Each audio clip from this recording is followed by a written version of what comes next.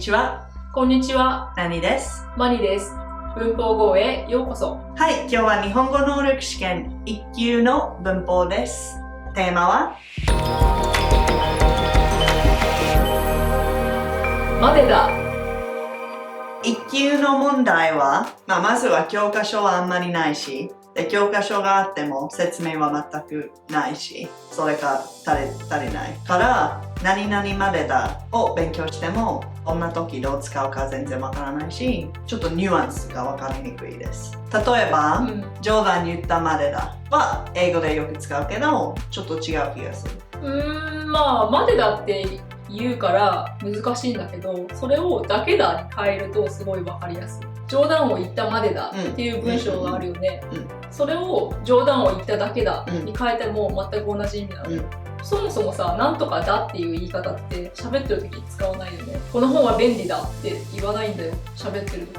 だけ用詞とかのなをだにする、便利だとか喋ってる時には絶対使わない。それだけ。そうだね。そうそれ覚えておいた方がいいと思う。今まで気づかなかった。あ、本当？そう絶対使わないの。そうだね。だと例えばだからこの本は喋ってる時にだよ、この本は何から借りたとかはまだ言うかもしれないけど、何から借りたこの本は便利だって喋ってる時に言わないでしょ。そうだね。それだは絶対書いてる時だけにしか使わないんだよ。何はそれしてないと思うけど気づかなかった。そう気づかないよね、意外と。絶対になんとかだよとか、だねとか。じゃあまでだは書き言葉。そう絶対。までですとも言えるけどね。じゃあ話す時は冗談に言ったまでです。冗談を言ったまでですって言ったら 100% 言わないかって言われたら、たまにもしかしたらビジネスの中とかで言うかもしれないけど、ものすごく使う頻度は少ないと思った方がいいかな。じゃあ使わないと思った方がいい。じゃあ例えばどんな時に文章とかでまでだが使う？明日仕事ですごい大事なプレゼンテーションがある。でちょっと緊張してる。あんまり自信ない。でもやれることをやるまでです。やれることをやるだけです。と全く同じ意味。言い過ぎ？ちょっとだけ使った方がいい。そうだね。普通に喋ってて何が自然かって言われたら、今までやってきたことをやるだけです。言った方が自然だな。例えばセンテンスが2つあって、例えば聞いたまでだと聞いただけだ、聞いたまでですと聞いただけです。で、まだとだけのなんか強調さが違う。までの方が、まではすごい強調されてる。書いてあったらそう。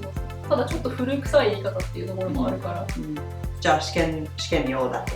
試験とかそうだ。ただ本には出てくるよ、多分。ちょっと難しい論文とか読んでたら。だから知ってた方が絶対いい。だけと同じ意味って覚えると分かりやすいかな。あと、なんかビジネスですごい使う、すごく丁寧な言い方でおすすめなのがあるんだけど、なんか急いでさ、お客さんに返事をするときに、ありがとうございます。排除いたしました。例えばメールしっかり排除しました。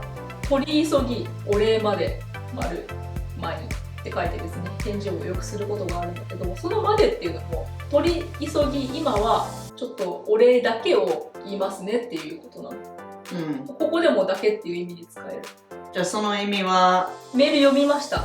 でちょっと読んだことに対してだけお礼言いますね。これからまた詳しく返事とかするけど、今はお礼だけを言いますね。そういう時に取り急ぎお礼までっていうのは今までのまでじゃなくてだけっていう意味。よく使うからこれはおすすめ。じゃあ例えばめっちゃ忙しくて明日まで連絡返事ができないから、とりあえず取り急ぎお礼まで。丸でもいいし、取り急ぎお礼までで失礼しますでもいい。でもその意味は私は絶対にまた返事するので、ちょっと少々お待ちください。やれることをやるまでだ。確認のために聞いたまでだ。取り急ぎお礼まで。